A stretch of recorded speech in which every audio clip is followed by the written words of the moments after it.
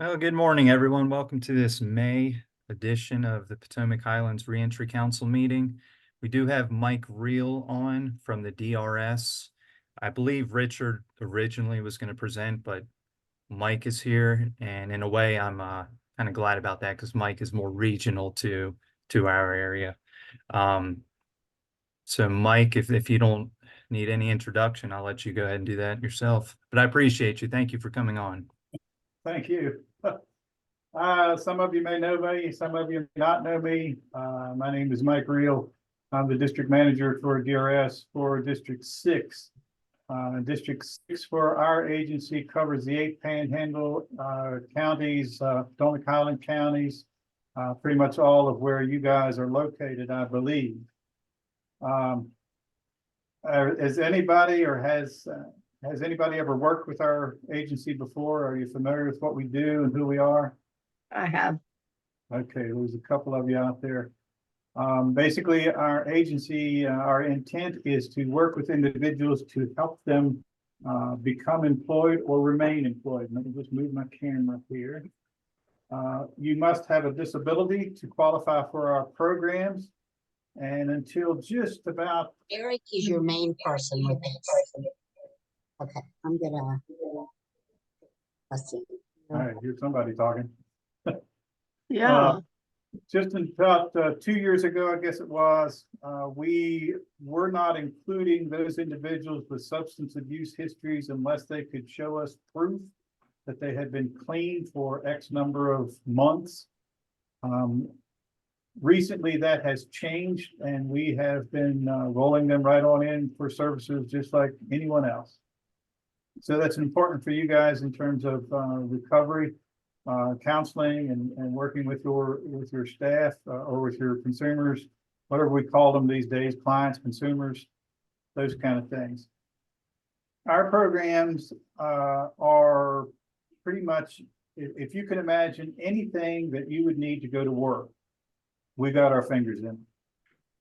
If someone needs education, if they don't have a high school diploma, we work with them through adult education, but we do this, I guess, for the assessments that they may need for accommodations if they maybe have a learning disability or anything going on.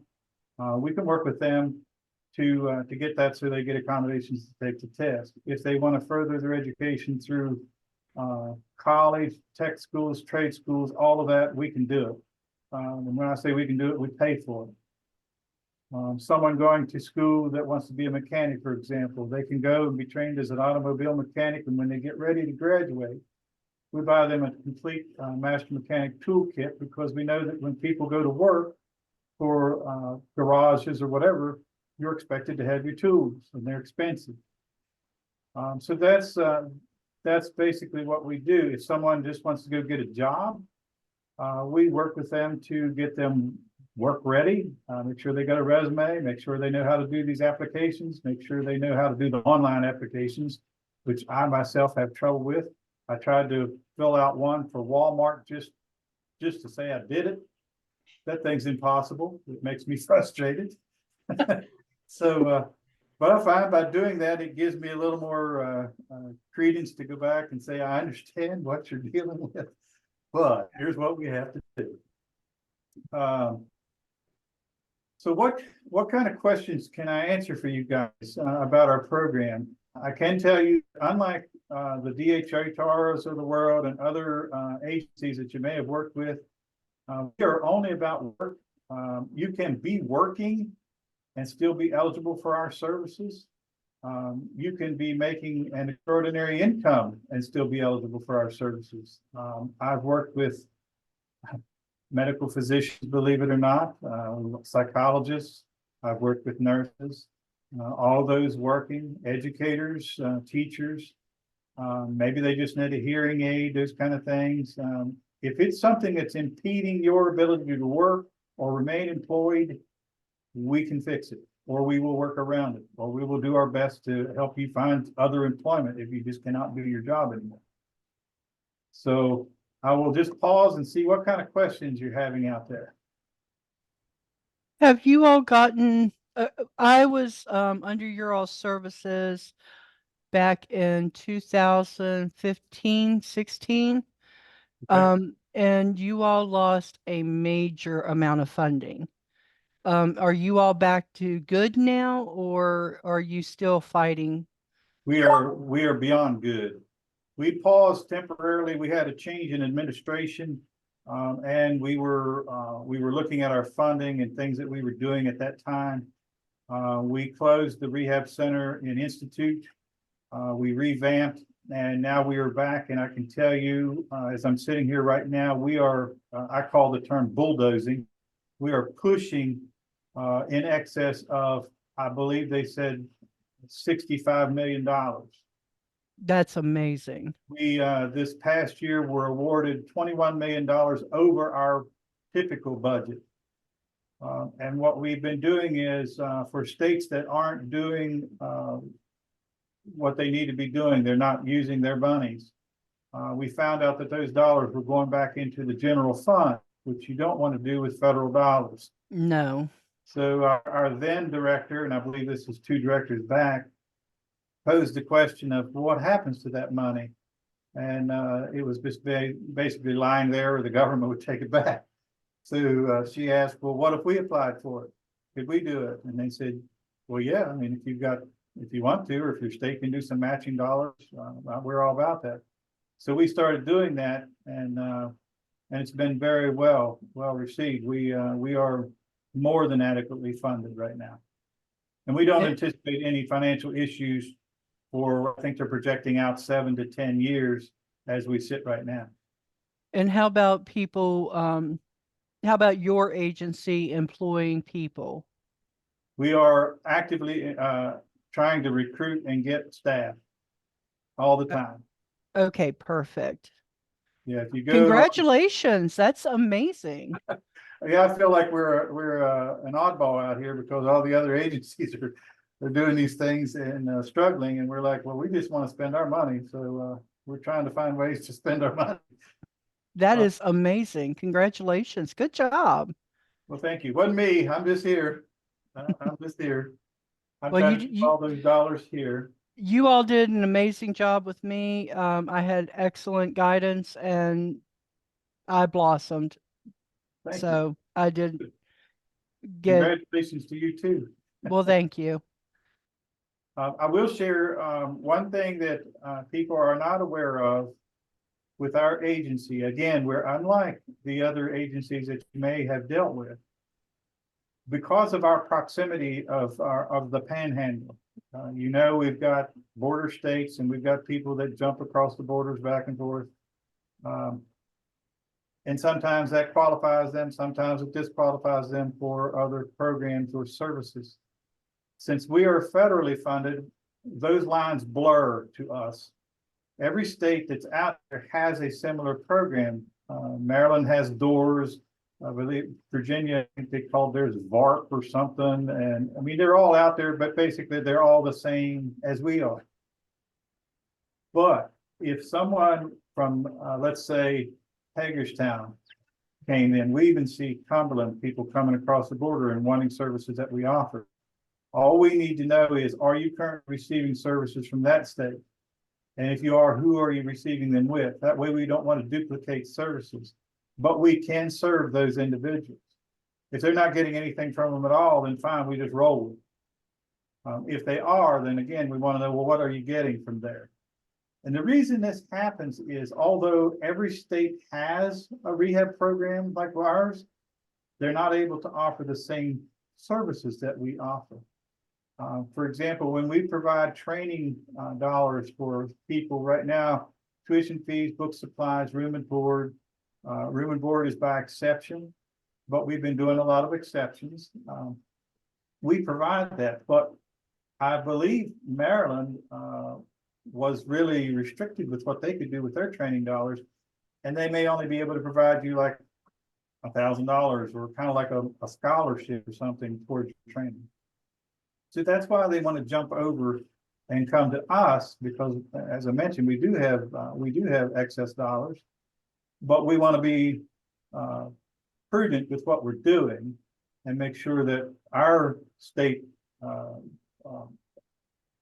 residents, residents or whatever live here, our people are served first before we start providing those services outside the state.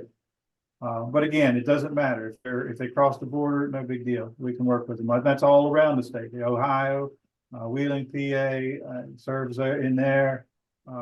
Kentucky, we've had cases from there. So we're all over the place.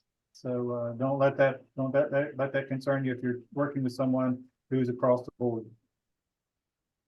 What else can I answer for you? Mike, you had mentioned employment. Do you guys help with schooling at all, with enrolling them in school? Like for Let's say somebody comes over and wants help trying to get back into taking classes at school. Or do you just help them try to find a job? no, we do that. We don't provide the training ourselves. If they need to get a high school equivalency, we route them to adult ed, work with them there.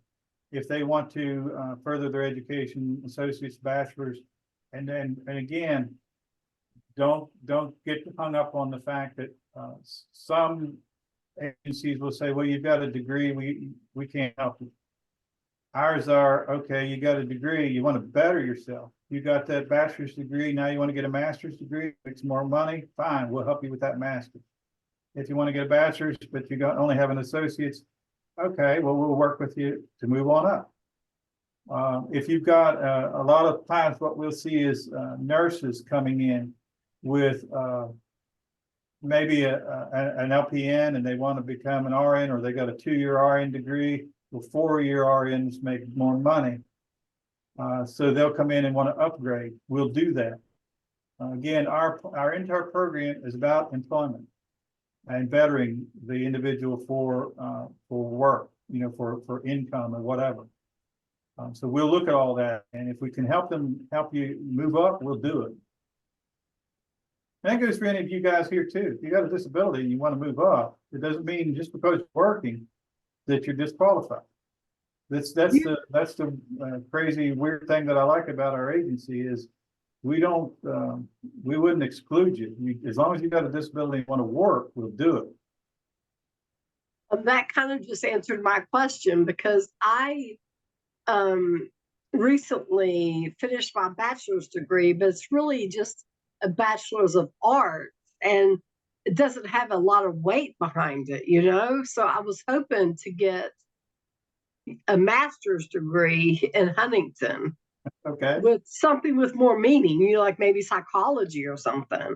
Right. So, I mean, I worked with you all back when I was very young. You all helped me pay for Huntington Junior College. Okay. And so, okay, I'll just go down there and apply again. Yeah, you just let them know what you want to do.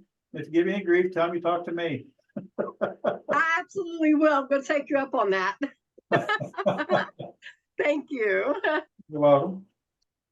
Michael, I'll just share a little bit. When I came to you all for your all services, a couple things that was going on with me was depression, fibro.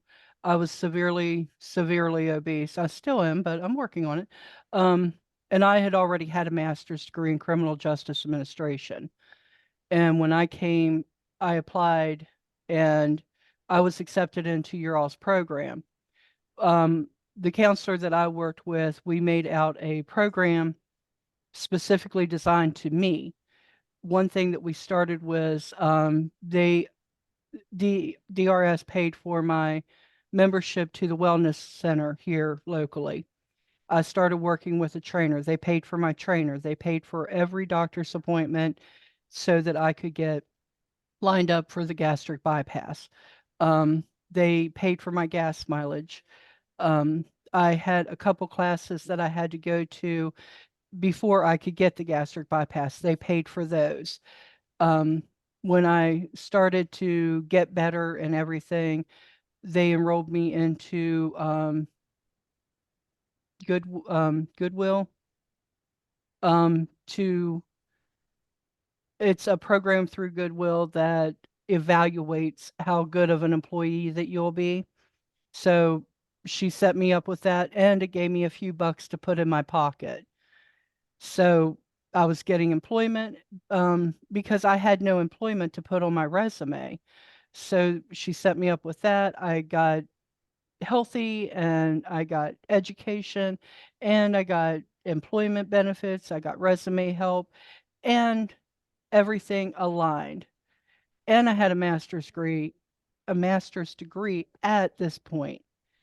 And I was still eligible to go back. And I didn't take you up on this because at that time, all the funding was being cut. I got special permission. My counselor got special permission to keep me going because I was almost at my final stage of being exited out of the program. So when he says from stem to stern, they will help you, in my experience, they help with everything. And from what you're saying, Michael, I'm still getting that vibe that from stem to stern, you're still doing everything. Still doing it, and then some, and then some. Another thing about our program is it's not a one-time in and done. It's for your work life. So we currently serve individuals from age 14. I believe the last one that I seen was a 92-year-old individual who needed hearing aids for their business, to keep their business going. So there is no age limit and no number of times that you can come back and be served. It's there. The door is open. Things that we do that maybe you're not familiar with when we are working with an individual. As Sherry says, we do what we call an individualized plan for employment. When we work with the high schools, it's even more confusing because they got IEPs, we got IPEs, and all the acronyms. It just makes your headache spin. But we do a plan, and it is customized to the individual on their particular needs. And that's important because if you're working with multiple consumers that may be sitting side by side in a classroom or somewhere like that, you talk just like we talk here. Well, you got what? Oh, you got books? I didn't get my books paid for. Well, how come they bought you a computer? Well, I just said I needed one. Well, I have one, but well, maybe that's why they didn't get you one. But it's customized to each individual. And what I want to make sure that you understand is when we're talking about training, tuition fees, book supplies, room, board, we don't pay rent. So they got to be in a dorm. It's just one of the little quirky things that we have. We do buy just about anybody going for training nowadays has to have computer access or a computer. We'll buy them a computer, printer, backpack, and a wireless mouse so that they can do their work. And all this stuff is free. It does not cost anybody anything, and they don't have to pay it back or give it back. Once you're in, you're in. And once you're in the door, you're eligible for anything and everything we offer. So it's not just, well, Eric only gets this, but Seth gets this, or Sherry gets this. It's all based on what your needs are. What are you looking for? What do you have to get to that job that your dream job that you're trying to pursue? We offer right now an interesting thing. All of you probably have heard on-the-job training programs. You've heard of OJTs. I know Workforce has it. They do OJTs, and I forget what they pay per hour for OJTs and those kind of things. We do what's called work experiences. If you think that you would like to get into the field of, I don't know, we'll just say you want to work as a deli worker. What we would do is go to deli and talk to them, see if they would be willing to bring you on board. And then if they are interested, they'll bring you on, whatever they pay you. They can pay you $10 an hour, they can pay you $100 an hour. It's whatever they pay their people. We will then reimburse them that amount plus $2. So if it's $10 they're paying you, we pay them $12. If it's $50 they're paying you, we pay them $52. The reason that is, it's a carrot to get you in the door. It gets you the experience that you need and we need to determine, is that appropriate fit? But it also helps them cover some of their overhead expenses because they do have you on your payroll. So we do that for anybody that wants to work. If the individual would happen to need a coach, sometimes we'll run into those consumers. They just need a coach. They need some help. We pay for that too. That's for lack of a better term, we call them Weebles. That's a WBLE instead of a work experience, a works-based learning experience. It's the only way we have to differentiate with the verbiage of what is being provided. A Weeble has a coach, a work experience does not. So we do all these things. We still do the on-the-job training programs with employers, and we've simplified that. It used to be a long, drawn-out 4-page contract, and they'd have to give us updates on what progress is being made in the training and blah blah blah. Now it's real simple. It's just streamlined. We get them in, we get them working. We pay for the coach, we pay for the training. Employer's happy, and then we back out of it and go forward. So what else can I answer for you? So I work for a residential treatment program here in West Virginia in the Eastern Panhandle. We do have individuals in our longer term program that are looking for jobs. How could I connect with you so we could help these individuals with these services? Or how does the process work for an individual to obtain services? All they need to do is just let us know, or you can let us know who are they and where are they and how do we reach them. Okay. If you want that, you can also go, I believe it's, let me find our great website. I think it's wbdrs.org. They have a website or have a link on our website. It's wbdrs.org. There is a link on our website that they can click on. It's a big red button that says make a referral to DRS. Okay. And what happens there is it goes to our Charleston office. Our Charleston office then determines by zip code where that individual resides. And then if they are in District 6, if they're in any of the 8 counties over here or surrounding states, that comes to me and then I assign it to a counselor. As I mentioned, I'm sure, I talked before everybody got in here. Looks like some new faces. We do have 4 offices located throughout the Panhandle, Kaiser, Romney, Moorfield, and Martinsburg. And the way this works is each office has a number of counselors, and those counselors are assigned a specific territory or territories. We have transition counselors in all of the high schools. So those counselors are targeting those students in those local high schools so that the schools know who our contact person is and the students know who that contact person is, and they can share that information. Likewise, for adults, we have counselors that just specifically work with adults. So, and they have maybe a county or counties that they work with. That's why when it's coming through this referral process, I can't specifically say, oh, it's all going to go to Mary. I need to know who it is and where they are, and then they'll sign it, or we'll sort it out to who's going to handle the case. So it's real easy. You can send that. You can send me an email. I put my email in the chat box. Again, we name, number, and it's helpful to know what they're looking for.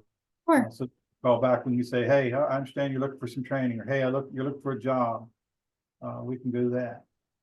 And I am in the Martinsburg area, so that's good to know that there's an office that's here in the Panhandle, so close. Yeah, our office, all but Romney, all of our offices are located right adjacent to a DHHR. Okay. It's so easy when people say, where are you? Well, you know where the DHHR is? Most everybody knows where that is. We're right next door. Look for the big DRS, big giant red DRS letters on our building. Romney, we're on the campus of the schools for the deaf and blind. Obviously, we want to work one-on-one with those students because as they're transitioning out, they're up against some more barriers than just your normal population are. So we're right there for the ease of everybody. And if an individual or adult is not comfortable coming there, again, we will go off off campus. We'll meet them somewhere, library or wherever they want to go, and do the intake. I will say this, since we mentioned that school, we employ counselors, specialty counselors that work with the blind and visually impaired. And we also have counselors that work with the deaf and hard of hearing. As you might imagine, those territories require some specialized skills. Of course, being familiar with the blind, brailing, the equipment that they need, software that they use, JAWS, all these other things that are out there. They are versed in those and can help you at work or home or whatever you need. Deaf, hard of hearing, same thing there. You got to be able to sign or be able to communicate. And they know the technology and the software that can help with the iPhones and all that. Lastly, I'm very pleased to announce that we finally have an employment specialist in our district. An employment specialist is key to getting people out into the workforce. The employment specialist is on our payroll. What she does, she has a link, so she's tied into workforce, but she's tied into she basically is our employee. And when I say she's tied into workforce, you know, when you're working with some of your individuals, and you encourage them to go and apply, fill out that application, get on board with workforce, because job service, you know, there are a lot of jobs there. Oh, I did. All she does is a couple keystrokes, ding, ding, ding. Oh, well, they may say they're there, but they didn't apply. Or yep, they're there. We find that real handy because you know, not everybody's on the up and up, and they're in it just for the ride. And as we explained, we're about work. And if you don't want to go to work, I get it, but I don't have time to sit and chat with you every day or every week about what all I'm doing when it's you that want to go to work. You know, it's a two-way thing here. You need to put forth a little effort. If you can't go, what's the problem? So that's some of the counseling that goes on our end with consumers, and it's important that you all know that too. That if they come back to you and say, "Well, you know, that rehab people, they just make me do too much stuff, or they're mean. They made me go to workforce." Well, what we do. What else is going on? What else you want to know? Or to put in a referral for any clients, or is there anything that you need on our end, like a treatment plan to show that they do have a substance abuse disability, or is it just? If we can get something from one of the counselors there, then we're good to go. Okay.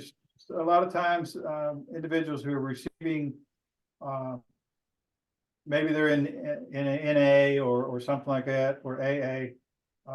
That was part of the problem that we had before. Was our policy said that we had to verify that. And as I said, well, you know, kind of the whole purpose of NA and AA is so that they don't identify who's going there.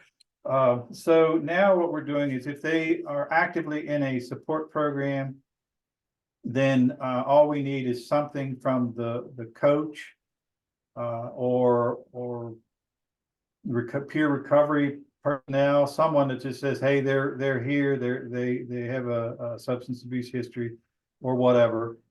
We will count that and move forward with it. But a lot of them just don't go to the doctors, you know what I mean? They just don't have the medical documentation that was previously required. And that's something that, being in a residential program and having these clients, they all have a case manager and therapist, so they can attest to that. So that shouldn't be a concern. Now our clients don't have phones on them 24/7. It's more so a privilege. A lot of the times the calls are made from the therapist or the counselor's office. Is that would that be a disqualifying factor, or? No, we just so we have some means of communicating. Okay. And if it gets, if we really need something that bad, we would just come to you. And then, you know, whatever the protocol is, we come to the facility and Okay. then meet whoever the counselor is to get to them or whatever. Yeah. That's great.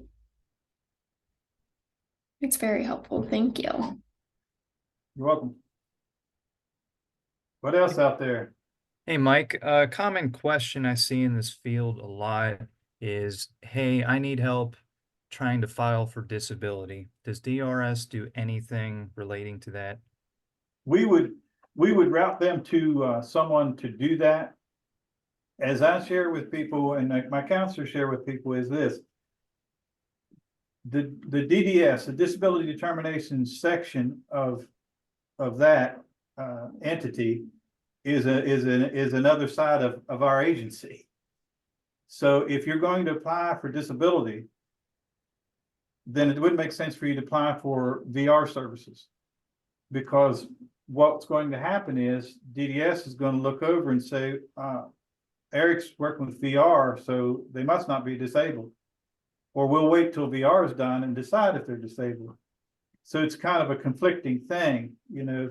They've got to decide which avenue do you want to go. Now, once they go down that road, let's just say they go down that road, or they already are considered as disabled and they're receiving a check. That doesn't mean they're disqualified for our services either. It just means that what's going to happen is we can work with them. That's what the old Ticket to Work program is about. They can work up to so much and make so much earnings before it starts impacting any benefits.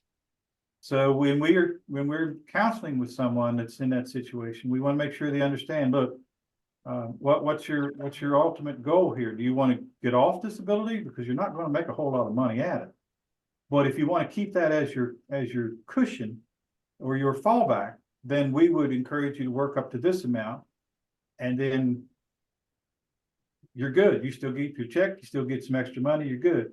If you go over that earning, it's going to decrease the amount of disability check that you're receiving, but you can still keep your medical card. So we can max out and cut that completely off. Now you're completely on your own earnings, but still have that medical card as a fallback. And depending on the situation, we may encourage someone to stay in that status. But if the potential is there and they can go to work, let's say for Clorox over there, and make really good money, and they got their good benefits program, why would you want to keep that card? So it just depends. Again, it's what the individual is looking for. But you can help them navigate the process of where to start. So if they say, look, I can't work, but I don't even know where to begin, Right, you can help navigate them, point them in the right direction of what they need to do. right. Okay, wonderful. Thank And we you. do have, we've got counselors on our staff. I can't remember what it actually stands for. We call them WIPA counselors. And what they do is they are the ones that are able to navigate your social securities and things like that, and clearly tell you what your dollar amount is before you put anything into jeopardy. And we have to do that a lot of times for parents with kids on programs, so that they know as they're transitioning out of high school, this is what's going to happen. You know, this may stop, or it may temporarily change over to a new program, but you got to apply for this, or you got to do this. So yeah, we would be able to do that for anyone coming in the door. There's Miss Conrad. Long time no see. Hey. So I was just gonna say that I worked pretty closely with Mike for a while at my last job, and the DRS is really easy to work with. They have a ton of benefits. They're a huge resource. But if anyone needs help navigating the referral process or needs contact information, I'm happy to help. Very good. Thank you. Good to see you. You too. What else can I answer for you?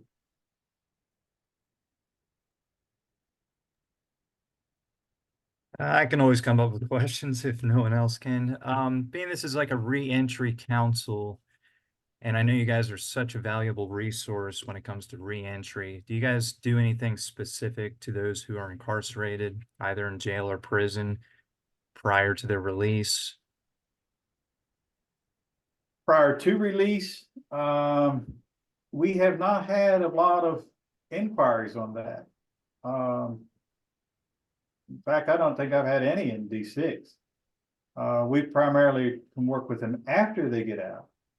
But we haven't had anybody approach us about working with them prior to getting out. I don't see any reason, as long as the jails would let us in, I don't see any reason why we couldn't. At least start making the, coming up with the plan of action when they do get out.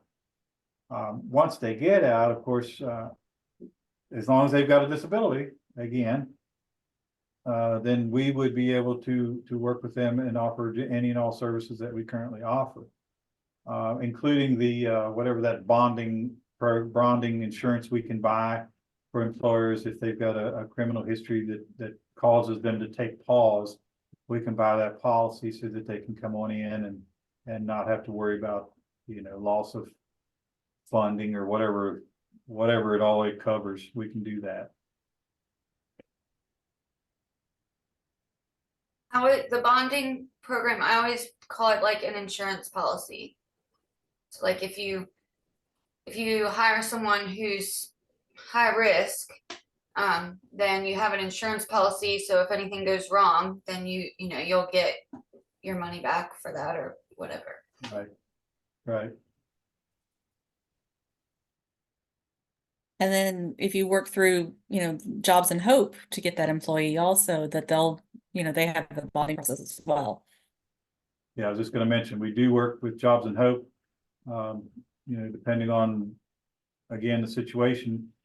We would most of the time try to do a referral to them because they're able to offer some things that we can't. Not that we offer a lot of things.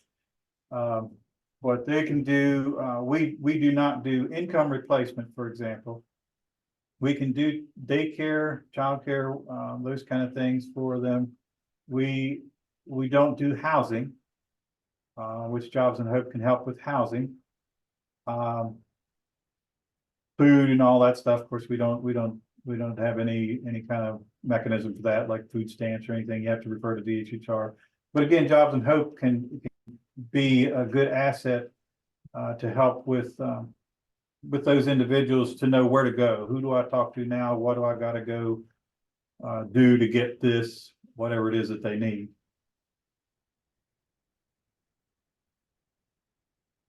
Anything else?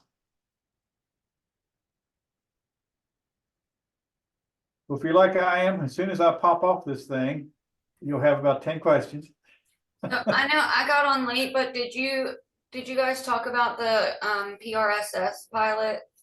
No, I did not. We are currently, we were doing a pilot. I don't think it's even a pilot anymore. I think it's finally opened up. We were doing peer recovery counseling certification training. A lot of peer recovery coaches are working with certified coaches, and then they want to become certified themselves. But we, through Rebecca there, we found out that there were some issues with getting the 500 hours and whatever else is required to get that certification.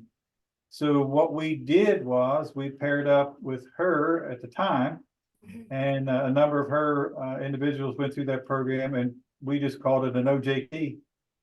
We paid for them to their basically their salaries while they were working towards getting that certification training, and then we paid for the certification and got them certified.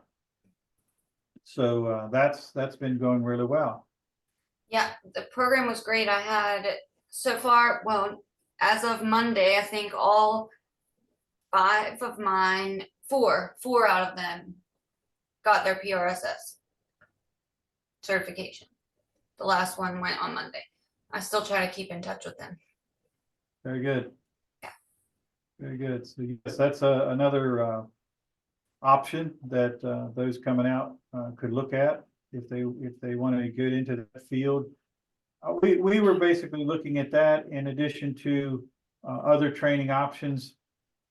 One of those is with a university called Future Generations University. I don't know if you guys have ever heard of them.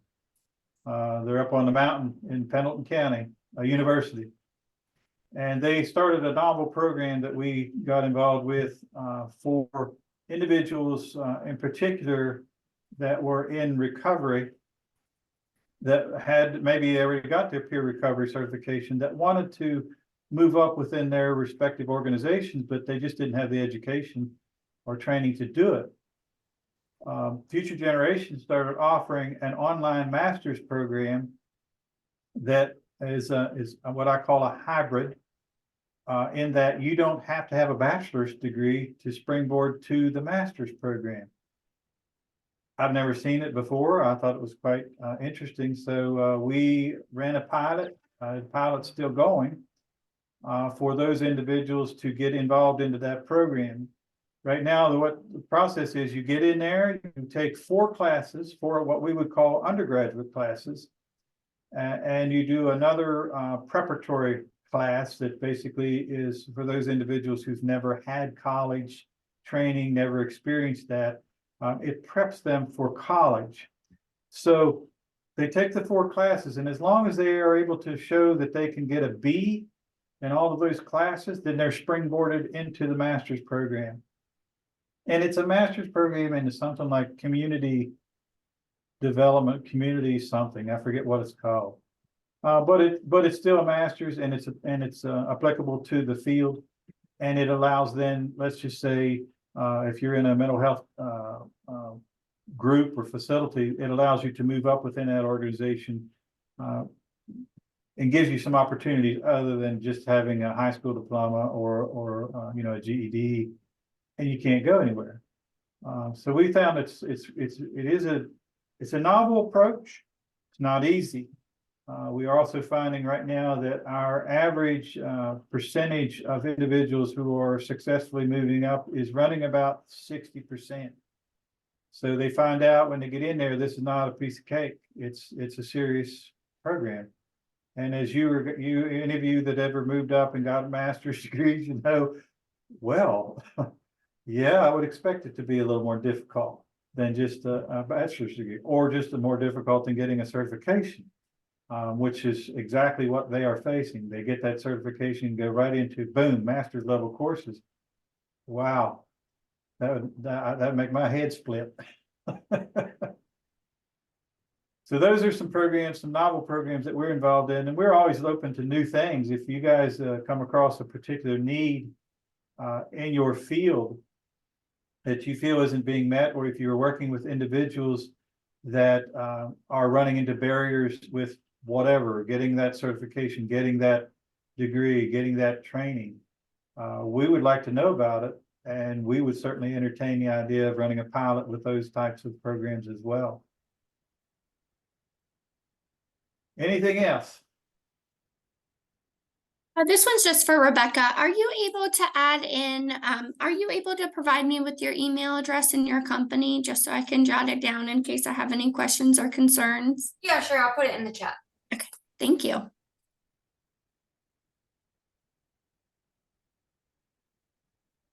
I'm looking down over the messages to see if there's any questions over there for any of the bashful people out there. I don't see any. Yeah, I don't think there's too many bashful people in this group. You're not gonna run into that. You never know. Okay. Well, we'll do this then. If there aren't any other questions, I said my email address is on there. I don't know if I got my phone on there. Can't get this out of the way. Let me put my phone on here as well. I'm going to put my Moorfield number on here because that's where I'm at today. I will tell you that if you call this number, any of you, wherever you are located, and leave me a message, that message will automatically go to my cell phone, which will find me wherever I'm at throughout the 8 counties here or anywhere in West Virginia or wherever. So don't feel that just because you left a message that I'll never get it. And if you got any of your consumers that are saying that they're trying to reach us and nobody's responding, wow, okay. I want to know who they are and where they're at, because you can't hide, not with our phone system. Every counselor that we have, unless they're temps, have been given a state issued cell phone just for that purpose, so that those calls will get to them. And if they're not responding, then I need to know who they are and what the problem is, and I'll address it. Anything before we go, or? Do you have a home office, Mike, or are you just kind of all over the region? Technically, my home office, if you want to call it that, would be the Martinsburg District Office. But I work out of all offices, and I'm in them all month long, in and out, in and out, in and out. So that's why they decided that I needed to have some means of retrieving these messages, because I may hit Martinsburg this week and not be back for 2-3 weeks, and then there's like a bunch of messages over there hung up. So it'll find me. But yes, Martinsburg would be my home office. And that's where my secretary is. That's where Connie Caton is located. If you call there and talk to Connie, Connie will find me, even if I'm trying to hide. Let me put that number in too.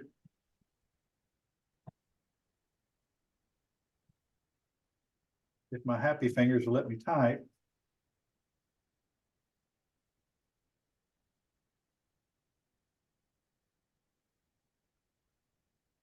All right, that 267-0005 is the number that goes to Martinsburg. And again, it doesn't matter if you call Martinsburg, Moorfield, Kaiser, Romney, and you leave me a message, it'll get to me.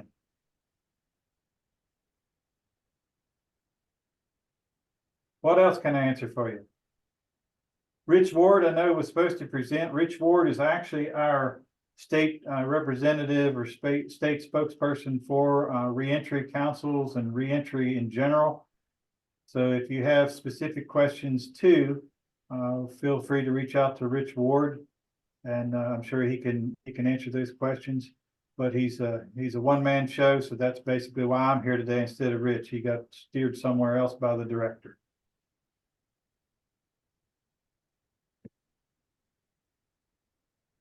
Thank you for all your information today. It's been very helpful. You're welcome.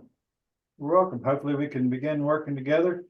And I don't know, you say you guys meet once a month. Would you like for me to attend the meetings as well and just be in the background, or not? You're welcome to come to every meeting you want to, Mr. Reel. Well, thank you. And on that note, our next meeting, I believe, is June 6th.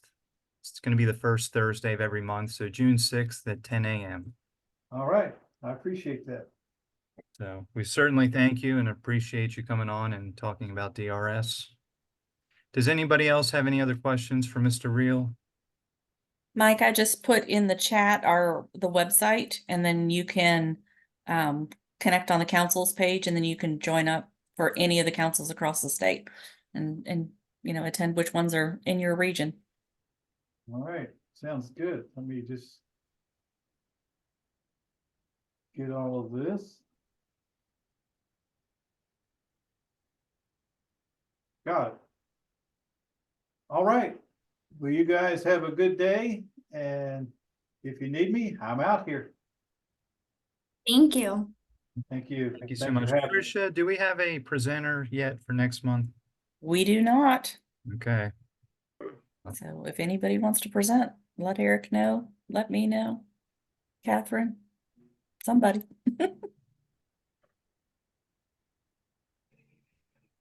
Okay, well, that's all I have this month. I hope to see everybody June 6th at 10 a.m. And like Tricia said, if anybody is welcome and wanting to present or know anybody that would be a good presenter, please get a hold of me. I put my number in the chat and we will make that happen.